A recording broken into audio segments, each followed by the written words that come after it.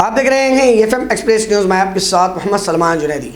2024 लोकसभा चुनाव के चलते विजयपुर शहर के Gokul road Hunnam Shetty tyre के पास जिला कांग्रेस की ओर से चुनावी कार्यालय का उद्घाटन किया गया, जिसका उद्घाटन मिनिस्टर एमबी पाटिल के हाथों किया गया। इस मौके पर मिनिस्टर शिवानंद पाटिल, उम्मीदवार राजू अलगूर, यशवंत राय गौड़ा पाटिल, कांग्रेस नेता अब्दुल हमीद मुशरीफ, एक्स एमएलए मकबूल बागवान समेत जिला कांग्रेस के कई नेता और कार्यकर्ता रहे मौजूद। इस मौके पर मिनिस्टर एमबी पाटिल ने पत्रकारों से बात करते हुए क्या कुछ कहा है, सुनिए। विजयपुर लोकसभा मतक्षेत्र ನಮ್ಮ ಕಾಂಗ್ರೆಸ್ ಪಕ್ಷದ ಅಭ್ಯರ್ಥಿಗಾದ ಶ್ರೀ ರಾಜು ಆಲ್ಗೂರ್ ಅವರ ನಾಮಪತ್ರ ಸಲ್ಲಿಕೆ ಇಂದು ಸೋಮವಾರ 15ನೇ ತಾರೀಕಿಗೆ ಕೆಲವೇ ನಿಮಿಷಗಳಲ್ಲಿ ಇವತ್ತು ವಿಜಯಪುರದ ಐತಿಹಾಸಿಕ ದೇವಾಲಯದಂಥ ಶ್ರೀ ಸಿದ್ದರಾಮೇಶ್ವರರ ಪೂಜೆ ಸಲ್ಲಿಸಿ ಆಶೀರ್ವಾದವನ್ನು ಪಡೆದುಕೊಂಡು ತನ್ಮೂಲಕ ಮೆರವಣಿಗೆ ಮೂಲಕ ಇವತ್ತು ಸಹಸ್ರಾರು ಕಾರ್ಯಕರ್ತರೊಂದಿಗೆ ಎಲ್ಲ ಮುಖಂಡರು, ಶಾಸಕರು ಎಲ್ಲರೂ ಒಟ್ಟಿಗೆ ಹೋಗಿ ನಾಮಪತ್ರ ಸಲ್ಲಿಕೆಯನ್ನು ಮಾಡ್ತಾರೆ. ಭಾಳ ಒಂದು ಒಳ್ಳೆಯ ವಾತಾವರಣ ಇವತ್ತು ಸಹ ವಿಜಯಪುರ ಲೋಕಸಭಾ ಮತಕ್ಷೇತ್ರದಲ್ಲಿದೆ. ನಾವೆಲ್ಲೆಲ್ಲಿ ಹೋಗಿದ್ದೀವಿ ಅಲ್ಲಿ ಜನ ನಮ್ಮನ್ನು ಸ್ಪಂದನೆ ಮಾಡಿದ್ದಾರೆ, ಬದಲಾವಣೆಯನ್ನು ಬಯಸಿದ್ದಾರೆ. ರಾಜು ಆಲ್ಗೂರ್ ಅವರು ವಿಜಯಪುರದ ಧ್ವನಿಯಾಗಿ ಇವತ್ತು ಸಹ ಲೋಕಸಭೆಯಲ್ಲಿ ವಿಜಯಪುರದ ಜ್ವಲಂತ ಸಮಸ್ಯೆಗಳು ಇವತ್ತು ಸಹ ನಮ್ಮ ಕೃಷ್ಣಾ ನ್ಯಾಯಾಧಿಕರಣ ತೀರ್ಪಿನ ಗೆಜೆಟ್ ನೋಟಿಫಿಕೇಷನ್ ಇರ್ಬೋದು, ರೈಲ್ವೆಗಳ ಸಮಸ್ಯೆ ಇರ್ಬೋದು, ತೋಟಗಾರಿಕೆ, ಪ್ರವಾಸೋದ್ಯಮ, ಇನ್ನಿತರ ಎಲ್ಲ ಸಾಮಾಜಿಕ ಇಲಾಖೆಗಳ ಕೆಲಸಗಳು, ಏರ್ಪೋರ್ಟ್ ಕೆಲಸ, ಹೀಗೆ ಎಲ್ಲ ಕೆಲಸಗಳು ಅವರಿಂದ ಆಗಬೇಕು. ಅವರು ವಿದ್ಯಾವಂತರಿದ್ದಾರೆ, ಪ್ರೊಫೆಸರ್ ಆಗಿ ಕೆಲಸ ಮಾಡಿದಂಥವರು ಲೋಕಸಭೆಯಲ್ಲಿ ಧ್ವನಿಯನ್ನು ಎತ್ತಾರೆ ಅಂತೇಳಿ ವಿಶ್ವಾಸವನ್ನು ಎಲ್ಲ ಕಡೆಯೂ ವ್ಯಕ್ತಪಡಿಸ್ತಾರೆ. ನಾವು ಈ ಚುನಾವಣೆಯಲ್ಲಿ ನೋಡಿದಾಗ ಎಲ್ಲಿಯೂ ಕೂಡ ಹೋದ ಚುನಾವಣೆಯಲ್ಲಿ ಇವತ್ತು 2019ರಲ್ಲಿ ಆ ಪುಲ್ವಾಮಾ ಘಟನೆಯಿಂದ BJPಗೆ ಸ್ವಲ್ಪ ಲಾಭ ಆಗಿತ್ತು. ಆದರೆ ಈ ಚುನಾವಣೆಯಲ್ಲಿ ಎಲ್ಲಿಯೂ ಕೂಡ ನಾವು ನರೇಂದ್ರ ಮೋದಿಯವರ ಒಂದು ಗಾಳಿ ಎಲ್ಲಿಯೂ ಕೂಡ ಕಾಣೋದಿಲ್ಲ. ಜನ ಇವತ್ತು ಅರ್ಥಕೊಂಡಿದ್ದಾರೆ.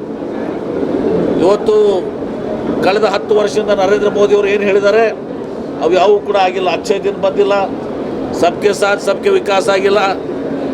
ಆಮೇಲೆ ಇವತ್ತು ಇನ್ನೊಂದು ಹೇಳ್ತಿದ್ರು, ನಾ ಖಾವುಂಗ ನಾ ಖಾನೆ ದೂಂಗ ಅಂತೇಳಿ.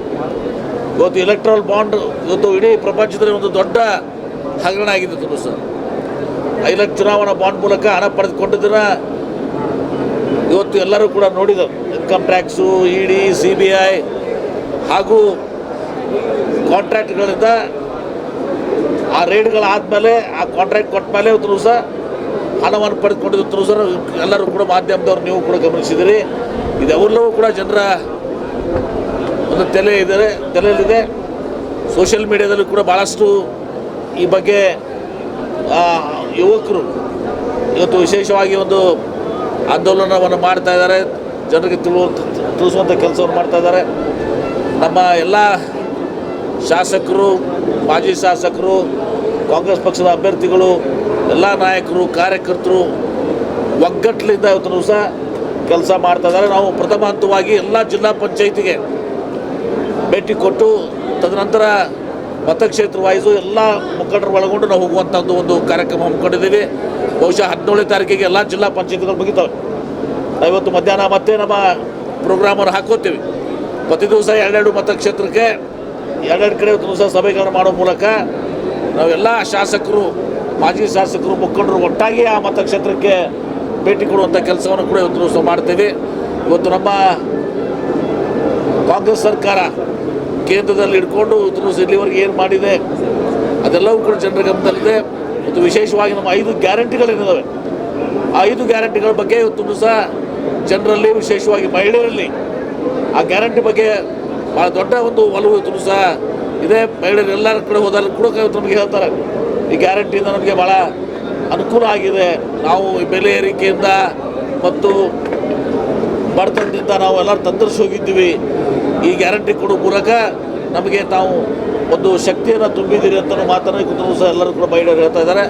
ಒಟ್ಟಾರೆ ಈ ಚುನಾವಣೆ ಅನ್ನೋದು ನಮ್ಮ ವಿಜಯಪುರ ಲೋಕಸಭಾ ಚುನಾವಣೆ, ನಾವು ಕನಿಷ್ಠ ಪಕ್ಷ 1 ಲಕ್ಷ 2 ಲಕ್ಷ ಅಂತರದಿಂದ ನಾವು ಚುನಾವಣೆ ಗೆಲ್ತೀವಿ. ರಾಜ್ಯದಲ್ಲಿ ಕೂಡ ಒಂದು ಒಳ್ಳೆಯ ವಾತಾವರಣ ಇದೆ. ರಾಜ್ಯದಲ್ಲಿ ಕೂಡ ನಾವು 20 ಸೀಟ್ಗಳನ್ನ ಪಡೆದುಕೊಳ್ಳೋ ಮೂಲಕ ಇವತ್ತು ಕರ್ನಾಟಕದಲ್ಲಿ ಏನು ರಾಜ್ಯ ಸರ್ಕಾರ ಇದೆ, ರಾಜ್ಯ ಸರ್ಕಾರ ಮಾಡಿದಂಥ ಕೆಲಸಗಳು, ಗ್ಯಾರಂಟಿ ಕೆಲಸಗಳು, ಅದರಂತೆ BJPಯ ಸುಳ್ಳು ಭರವಸೆಗಳು ಹಾಗೂ ಭ್ರಷ್ಟಾಚಾರ ಇವತ್ತು ಸಹ ಎಲ್ಲ ಜನರಿಗೆ ಮನದಟ್ಟಾಗಿದೆ.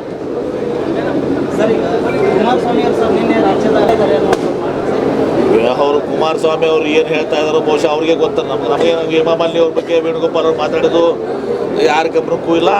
ಬಹುಶಃ ಅವರು ವೇಣುಗೋಪಾಲ್ ಅವರು ಹೇಮಾಮಾಲಿನಿ ಅವರಾಗಲಿ ಬೇರೆಯವ್ರ ಬಗ್ಗೆ ಮಾತನಾಡುವಂಥ ವ್ಯಕ್ತಿ ಅಲ್ಲ ಅವರು. ಸುಮ್ಮನೆ ಕುಮಾರಸ್ವಾಮಿ ಅವರು ದಾರಿ ತಪ್ಪಿದ್ದಾರೆ. BJPಗೆ ಹೋದ್ಮೇಲೆ JDSನಿಂದ BJP ಜೊತೆ ಕೈ ಜೋಡಿಸಿ ಅವ್ರು ದಾರಿ ತಪ್ಪಿದ್ದಾರೆ. ದಾರಿ ತಪ್ಪಿ ಈ ರೀತಿ ಹೇಳಿಕೆ ಕೊಡ್ತಾ ಇದ್ದಾರೆ. ಅವ್ರು ಸರಿಯಾದ ದಾರಿಯಾಗಿ ಹೋಗಿ, ಯಾಕಂದ್ರೆ ಅವ್ರದ್ದು ತೆನೆ ಹೊತ್ತ ಮಹಿಳೆ ಏನಿದಲ್ಲ, ಆ ತೆನೆ ಹೊತ್ತ ಮಹಿಳೆ ಇವತ್ತು ದಿವಸ ಅವಳು ಭಾಳ ಏನು ನಮ್ಮ ಜಾತ್ಯತೀತ ಮಹಿಳೆ ಅಂತ ಹೇಳ್ತಿದ್ರು.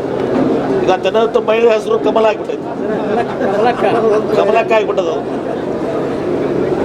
ಹೀಗಾಗಿ ಕುಮಾರಸ್ವಾಮಿಯವರು ಇವತ್ತು ದಾರಿ ತಪ್ಪಿದಾರ. ಆ ದಾರಿ ತಪ್ಪಿ ಅಂತ ಹೇಳಿಕೆಗಳನ್ನು ಕೊಡ್ತಾ ಇದ್ದಾರೆ. ನೀವು ಒಬ್ಬರೇ ಕೇಳಿದ್ರೆ ಎಲ್ಲರೂ ಕೇಳ್ಬೇಕು. ಒಬ್ಬರೇ